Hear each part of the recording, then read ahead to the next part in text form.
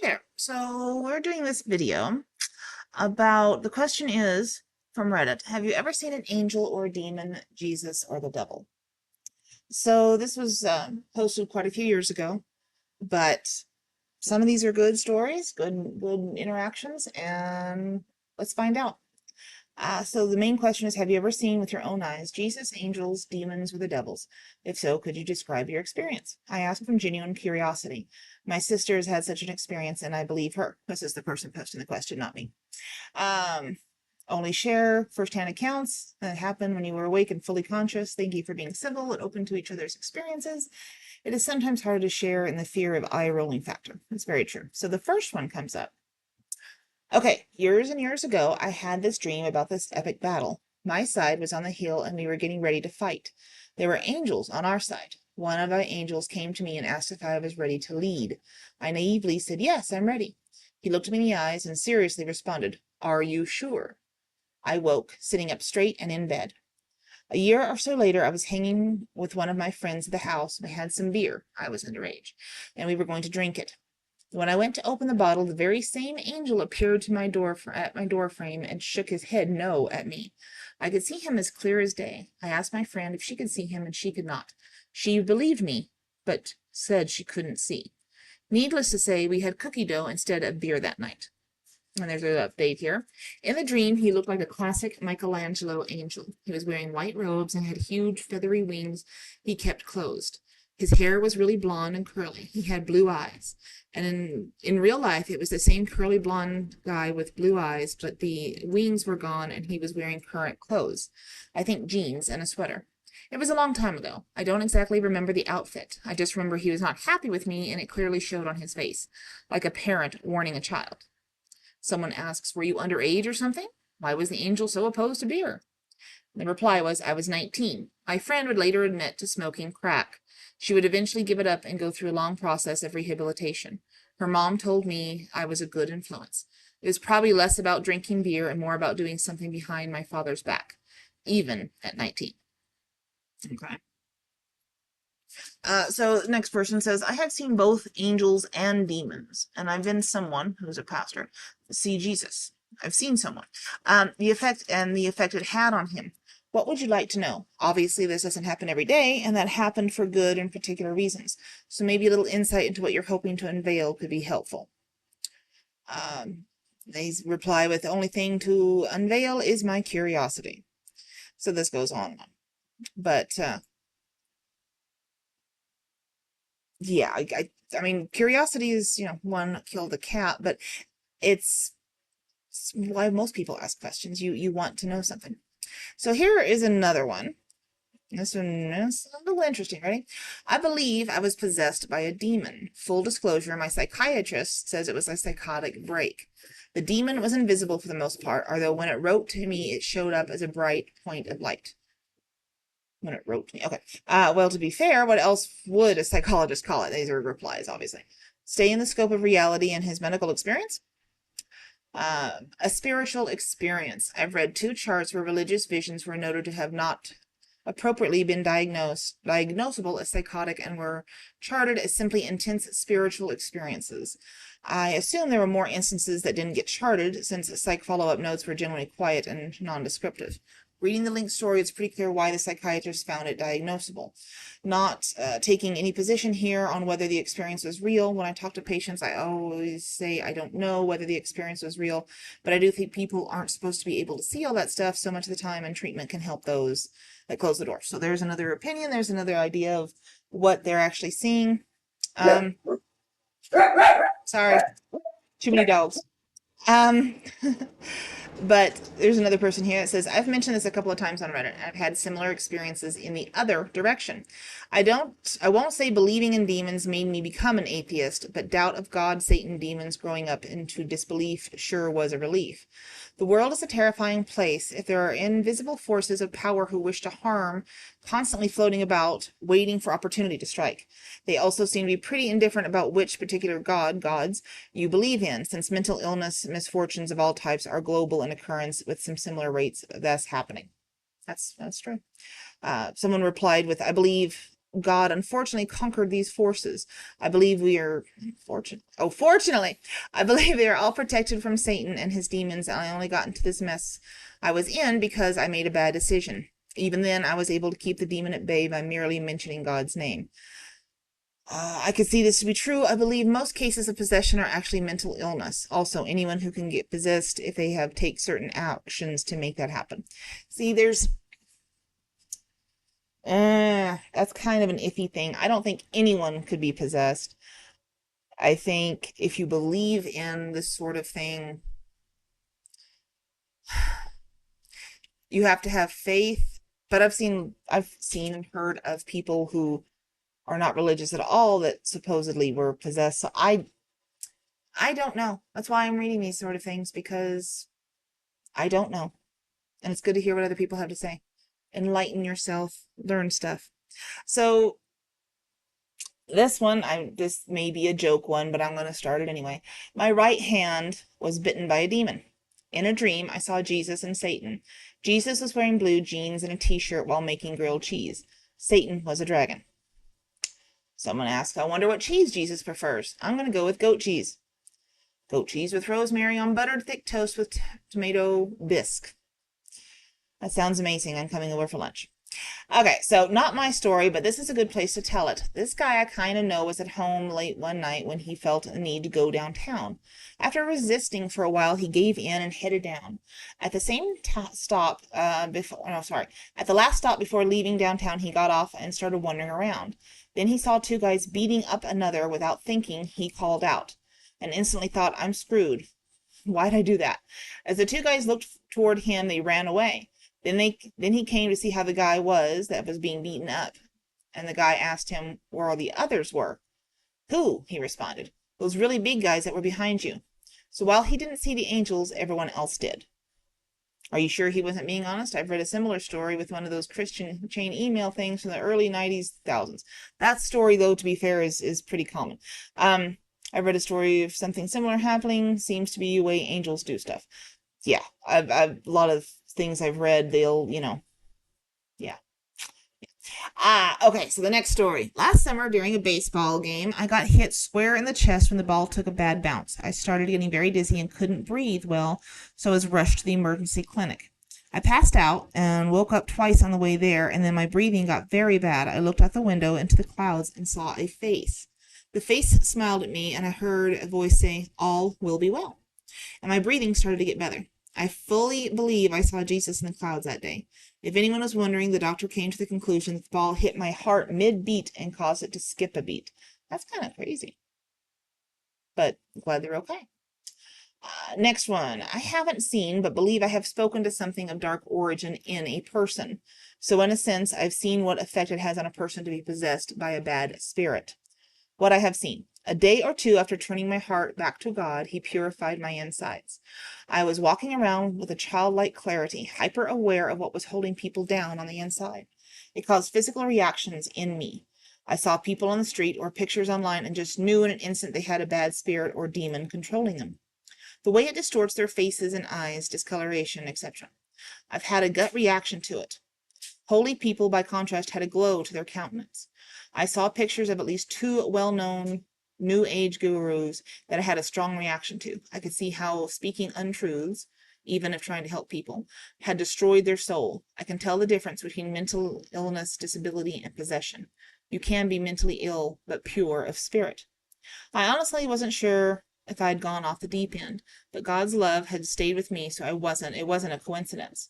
After a day or two, my perception normalized. Honestly, it was very intense to see things at that level. Imagine so. I suspect with lots of prayer and fasting, I could be granted awareness again, but I'm not going to go down that road. I do one day hope to talk to someone who has more experience in this realm to see if it lines up. My priority right now is working on my relationship with God. And someone asks, what do you do to work on that relationship? And they reply, prayer, reading Bible, going to Mass regularly while I look for a permanent church. It's a slow but necessary process. I like that story. That's a very interesting, seemingly sincere story about I hesitate to call it supernatural. I don't know what you would call it. It's not necessarily it's not paranormal, so do you call it supernatural? I don't know, but that's a good one. So this is next story. This is pretty cool. Just a word of caution to you. When you decide you want to go down that road, be very careful. I was part of a church that had open invites for people to become more aware. We thought we were seeking God and we were trying to have open eyes in the name of Jesus. But what we were doing was not in his name at all. We were trying to open our eyes, and in the process we were becoming more blind. I thought I could see just as you described it, but in truth it was not God, not of God. Just make sure that you never want to see out of selfish gain, but out of the humble desire to be least of all, and never get comfortable in that. Have people in your life that will tell you the truth about your relationship with God and what you need to work on. Sorry if that makes no sense. I just don't want you to end up where I did, hurt, alone, and questioning your faith because you thought you were doing the right thing but weren't. Sounds slightly cultish here. That's kind of what that sounds like, as they got involved with some people that were doing things for the wrong reason. But there's a follow-up, or there's more with this story. Thanks for that. You make sense. No worries. I don't give my trust easily, and I'm very discerning. I stay away from fringe groups and beliefs. I don't want an ability. That territory is scary, and honestly, I'd be perfectly happy living a life away from it. I would honestly only ever speak to someone trustworthy if the opportunity arises. My experiences were the same. Unfortunately, it doesn't help you much because I was a drug user. But my perceptions to this day are a slight version of what you describe. I saw a very pure spirit in a woman in the psych ward. She was human but sullied and unsullied inside. I am sane and sober now, but not susceptible to delusion. If you want to talk more about it, I'm sorry to say that it may not do you much good, as I was on drugs and had psychosis in my background. Well, at least they're honest about it. That's kind of some of the problems with these. You never know, if you're half asleep or if you're on something or if you're just having other issues. It's hard to know if it's what kind of experience it is. You have to be very careful, very discerning. Yeah. So, next one. My brother-in-law had an experience. I don't recall him saying that he saw anything, but I'm pretty sure he heard a voice, demonic, and he says that he was forced to the ground, then yada, yada, yada. Jesus changed entire life direction, that kind of thing. That person doesn't sound like they really believe it, but, not everyone does. You don't have to. This is why there's stories here, and you can believe them or not. I once had a dream that everyone was looking up at the sky, and Mary, the mother of Jesus, was in the clouds, and everyone saw her and felt awestruck, but not afraid. Then after that, Christ appeared in the sky, and it was terrifying, and it woke me up. Someone replies with, I had a similar dream once when I was a little kid. I was in a large crowd, and everyone was looking at the sky and believed it to be Mary or Jesus. I can't remember anymore. So this next story is, I just shadow men and hideous gargoyles in night terrors. These could have been illustrations conjured in my mind during the episodes. However, I like to go to the simplest explanation first, but I'm open-minded about it. Someone replied with, it doesn't seem like a dream, but seemed real, yes? Where did you see them? In the room or somewhere else? There's no reply there, so we don't know the answer. Next story. My grandfather told me of an encounter with an angel. He was a very respected and trusted man of 75 when he told me this story. During World War II, he was in a bad car wreck with 4 other men. One pulled him from the wreckage and told him to run for help. He ran to the nearest farmhouse and summoned an ambulance. They arrived and saved the life of an unconscious man who was severely injured with 2 broken legs.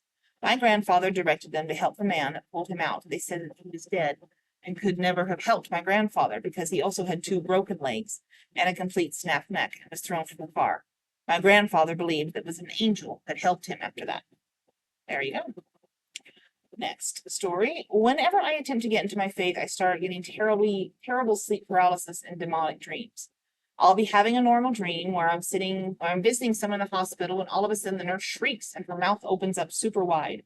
She starts stabbing me over and over with a needle as snakes appear all over the ground and start biting me.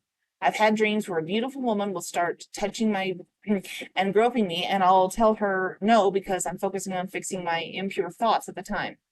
This is a succubus, by the way. She will keep going and forcing herself on me and finally tell her to stop in the name of Jesus, and she shrieks and disappears screaming. During sleep paralysis, I can feel something making me want to curse God. That's the only way I can describe it. None of this has ever happened while totally awake or has anything ever physically manifested, but it's pretty damn scary to have this always come back if I decide to change my ways and give devotion to God another chance. Someone offers this. I will pray Jesus will deliver you as he delivered me. Amen. Expect a change. That's nice. That's an interesting thing, though. There's a lot going on there. I would say that's very possibly just a spiritual attack. Not just a spiritual attack, but definitely a spiritual attack, and they're after you, buddy. Be careful. Let's see. The next one. I had an encounter with the divine a long time ago. It led on a spiritual journey. Wound up reading pretty much every religious text I could get my hands around. Finally found myself in a sweat lodge with some people who had a similar encounter. We cooked up with some, I don't know what the hell this is, ayahuasca? It's a psychedelic. I've never heard of that one. It was then that I was fully embraced by an intelligence and had communicated with a year earlier. I was shown the mechanics of the universe and... Look, before I go deeper, I should say that looking back on this decades later, I still don't know how I feel about it. Was it madness, drugs, something more? I don't know. What I do know is that nothing in my life before and since has ever felt real as that moment. I suspect, obviously in this forum, I would be disagreed with, that encounters with the divine are often chemical reactions in our brain attempting to make sense of our surroundings. You can see this with neurological research on sleep paralysis. For my encounter, I met with an intelligence that existed outside of time. In fact, it was exploring itself by existing backwards, exploring the novelty of time construct through its ancestors, including us. It showed my 7 views of what my future and its past. It also helped set me to do a minor task that in its clockwork nature would be important for me. I never had an interest to do drugs after that. Not being sure if they had experienced something sacred or if you were just going mad, it's more than a little disconcerting. I could see a person in the desert having a similar vision and believe himself to be a prophet. I could also see a person having the same experience and becoming a mad hermit, scrawling memories onto a wall. Personally, I chose to live in the real world, taking comfort from this overwhelming sense of reason and purposefulness